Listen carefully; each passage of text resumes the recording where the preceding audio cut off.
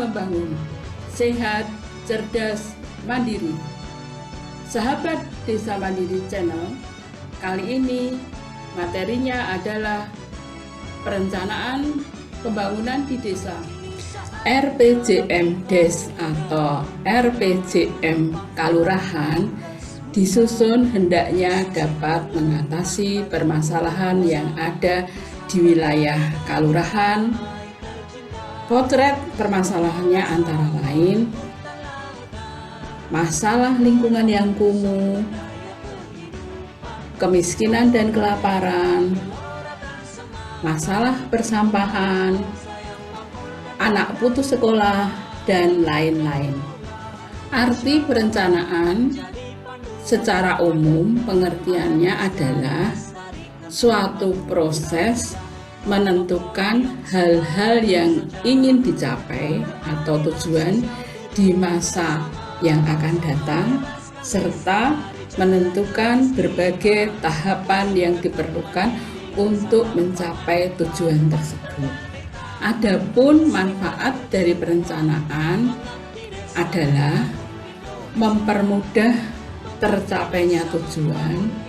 Yang kedua, mempermudah identifikasi masalah sehingga hambatan lebih mudah untuk disingkirkan.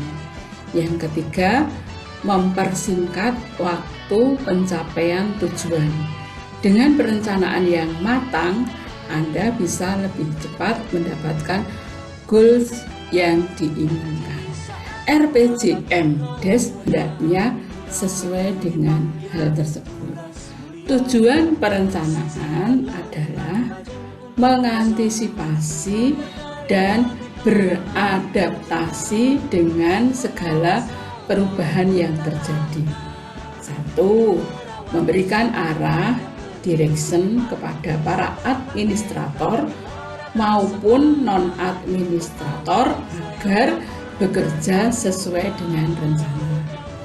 Selanjutnya, menghindari atau setidaknya meminimalisir potensi terjadinya tumpang tindih dan pemborosan dalam pelaksanaan pekerjaan. Perencanaan kelurahan atau RPJM Des salah satunya adalah perencanaan kelurahan merupakan serangkaian usaha yang dilakukan oleh warga kalurahan yang terdiri dari beragam aktor dan pihak yang ada di kalurahan untuk merencanakan pembangunan di kalurahan dalam musyawarah kalurahan. Perencanaan pembangunan kalurahan adalah proses tahapan kegiatan yang diselenggarakan oleh pemerintah kalurahan dengan melibatkan Badan Permusyawaratan Kalurahan atau BPKAL dan unsur masyarakat secara partisipatif guna pemanfaatan dan pengalokasian sumber daya kalurahan dalam rangka mencapai tujuan pembangunan kalurahan. Pelaksanaan perencanaan pembangunan desa atau kalurahan dilaksanakan dengan prinsip sekaligus syarat, yaitu sebagai berikut. 1. Pemberdayaan, yaitu upaya untuk mewujudkan kemampuan dan kemandirian masyarakat dalam kehidupan bernegara dan berbangsa. 2. Partisipatif, yaitu keikutsertaan dan keterlibatan masyarakat secara aktif dalam proses pembangunan. Yang ketiga, berpihak pada masyarakat, yaitu seluruh proses pembangunan di pedesaan secara serius memberikan kesempatan yang seluas-luasnya bagi masyarakat, khususnya masyarakat miskin. Berikutnya terbuka, yaitu setiap proses dan tahapan perencanaan pembangunan dapat dilihat dan diketahui secara langsung oleh seluruh masyarakat desa atau masyarakat kalurahan. Berikutnya, akuntabel, yaitu setiap proses dan tahapan kegiatan pembangunan dapat dipertanggungjawabkan dengan benar, baik pada pemerintahan desa atau kelurahan maupun masyarakat. Berikutnya, selektif, yaitu semua masalah terseleksi dengan baik untuk mencapai hasil yang optimal. Berikutnya, efisien dan efektif, yaitu pelaksanaan perencanaan kegiatan sesuai dengan potensi sumber daya alam dan sumber daya manusia yang tersedia. Yang berikutnya, yang ke-8, keberlanjutan, yaitu setiap proses dan tahapan kegiatan perencanaan harus simultan dan berlangsung terus-menerus.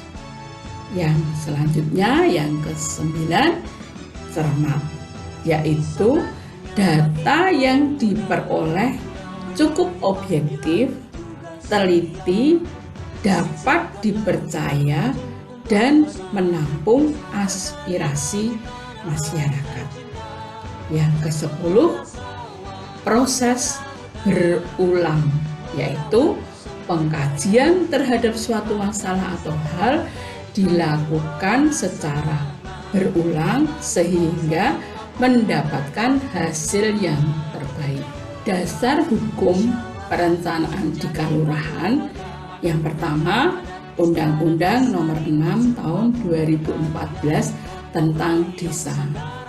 Yang kedua, Undang-Undang Nomor 23 Tahun 2014 tentang Pemerintahan Daerah, sebagaimana terakhir telah diubah dengan Undang-Undang Nomor 9 Tahun 2015 tentang perubahan kedua atas Undang-Undang Nomor 23 Tahun 2014 tentang pemerintahan. Yang ketiga, Peraturan Pemerintah Nomor 43 Tahun 2014 tentang Peraturan Pelaksanaan Undang-Undang Nomor 6 Tahun 2014 tentang Desa, sebagaimana telah diubah terakhir dengan Peraturan Pemerintah Nomor 11 Tahun 2019 tentang perubahan kedua atas Peraturan Pemerintah Nomor 43 Tahun 2014 tentang Peraturan Pelaksanaan Undang-Undang Nomor 6 Tahun 2014 tentang Desa. Yang keempat, Peraturan Menteri Dalam Negeri Republik Indonesia Nomor 114 Tahun 2014 tentang Pedoman Pembangunan Desa. Yang kelima, Peraturan Bupati Sleman Nomor 25.2 Tahun 2018 tentang petunjuk teknis penyusunan rencana pembangunan jangka menengah desa dan rencana kerja pemerintah desa. RPJM Desa atau Rencana Pembangunan Jangka Menengah Desa atau Kelurahan merupakan perencanaan pembangunan kalurahan disusun secara berjangka meliputi A. Rencana pembangunan jangka menengah kalurahan untuk jangka waktu 6 tahun. B. Rencana pembangunan tahunan kalurahan atau yang disebut rencana kerja pemerintah kalurahan atau RKP kalurahan merupakan penjabaran dari RPJM Kal atau rencana pembangunan jangka menengah kalurahan dalam waktu 1 tahun. Rencana pembangunan jangka menengah kalurahan atau RPJM Kal disusun untuk jangka waktu 6 tahun. RPJM Kal ditetapkan paling lambat 3 bulan setelah lurah dilantik. RPJMK ditetapkan dengan peraturan kalurahan. Peraturan kalurahan wajib disebarluaskan oleh pemerintah kalurahan.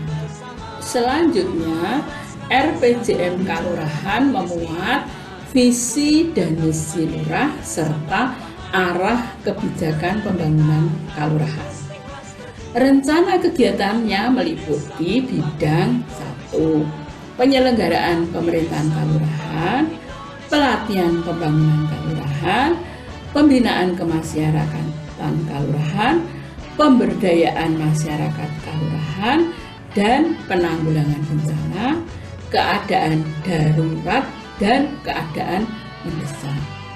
Rencana kegiatan mengacu pada kewenangan kalurahan. Penyusunan RPJM kalurahan tahapannya sebagai berikut. Dasar pemahaman perencanaan pembangunan di desa atau di kalurahan ada 3, yaitu RPJMdes atau RPJM kalurahan. Programnya disusun untuk jangka waktu 6 tahun. Berikutnya dijabarkan per tahun dalam RKPdes atau RKP kalurahan.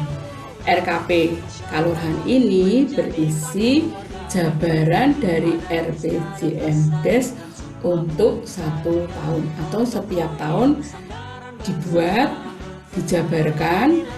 Kalau RPJMdes-nya 6 tahun, maka nanti ada 6 kali tersusun RKPdes. Berikutnya yaitu APBdes. Nah, APBdes ini disusun setelah tersusun RKPdes. Nah, di dalam APBdes sudah berbunyi kegiatan dan besarnya nominal yang akan dilaksanakan. Tahapan kegiatan penyusunan RPJMdes atau RPJM kalurahan diawali dengan yang pertama, memahami tentang dasar hukum. Yang kedua, materi terkait yang dipersiapkan. Yang ketiga, yaitu tentang forum pertemuan yang akan digunakan. Yang keempat, yaitu tahapan kegiatan. Kita mulai yang pertama terkait dasar hukum. Dasar hukum penyusunan RPJMdes itu ada 5, yaitu Undang-Undang Nomor 25 Tahun 2004, Undang-Undang Nomor 6 Tahun 2014, PP 43 Tahun 2014, Permendagri 114 Tahun 2014, dan Permendagri 111 Tahun 2014. Selanjutnya, materi yang terkait yang harus disiapkan. Yang pertama yaitu sosialisasi pembentukan tim penyusun. Kemudian kalau sudah terbentuk tim penyusun, disiapkan visi misi RPJM kalurahan atau desa, visi misi kepala desa atau lurah. Kemudian disiapkan data primer, data sekunder yang terkait di wilayah. Data sekunder itu terkait tentang kemiskinan, tentang lingkungan, dan isu-isu yang lain. Kemudian yang selanjutnya, yang disiapkan berikutnya yaitu forum pertemuannya. Forum pertemuannya yaitu berupa musyawarah dusun. Jadi misalnya di suatu kalurahan ada 10 padukuhan, berarti ke-10 padukuhan ini menyelenggarakan musyawarah dusun atau musdus. Nah, di dalam musdus ini membahas tentang data-data primer. Data-data primer itu terkait isu-isu yang harus diselesaikan dalam jangka waktu 6 tahun.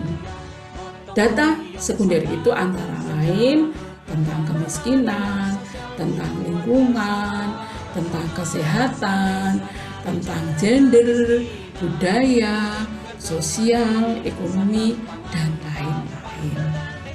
Yang berikutnya adalah musyawarah desa atau musdes.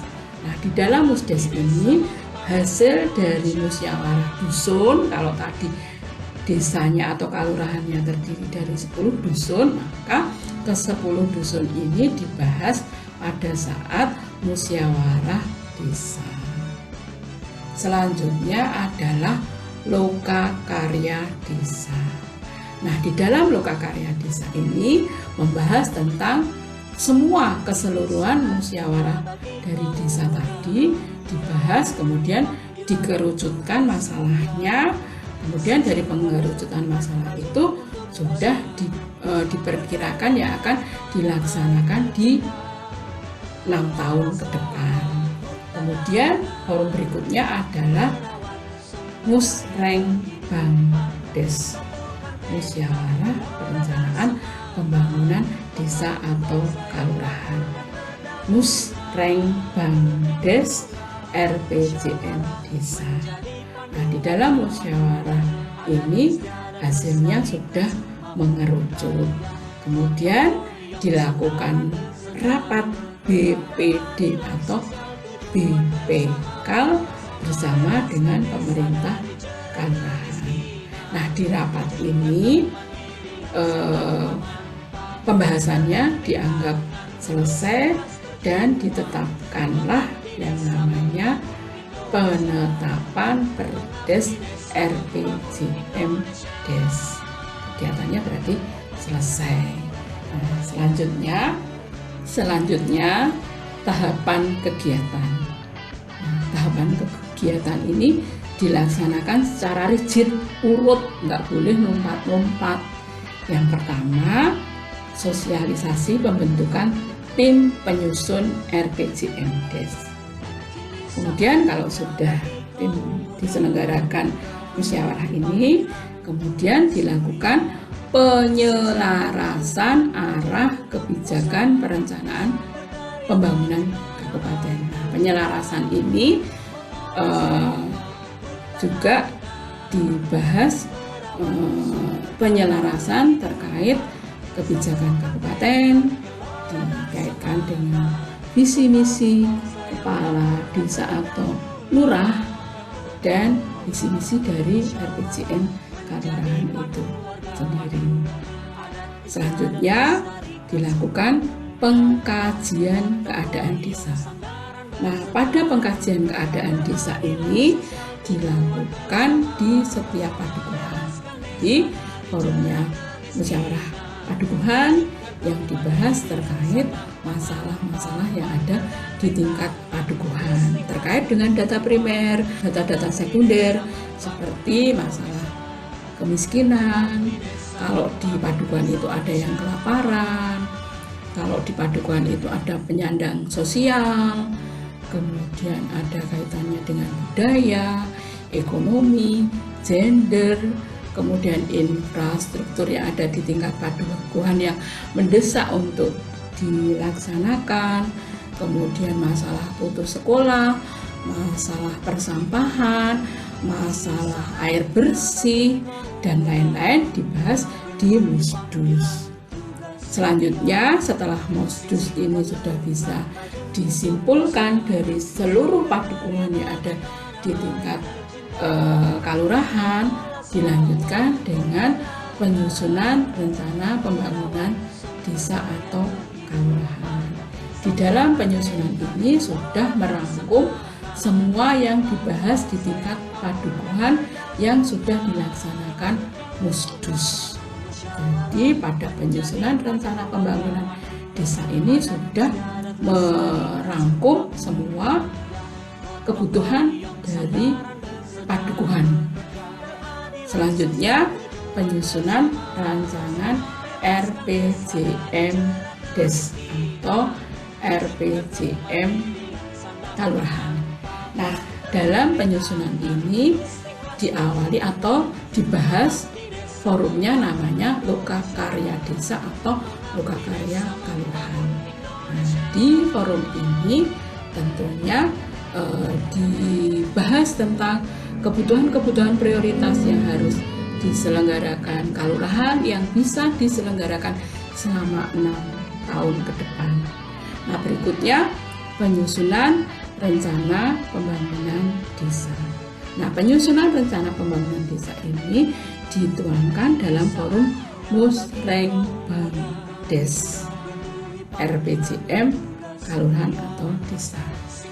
Nah, setelah dilaksanakan Musrengbang Des dan sudah mengerucut, sudah disepakati, maka BPK atau BPD bersama pemerintah kelurahan membuat rapat yang hasilnya atau outputnya tentang pembahasan atau kesepakatan penetapan RPJM Des atau RPJM Kelurahan yang akan dilaksanakan selama 6 tahun atau selama masa jabatannya lurah terpilih yang sudah ditetapkan.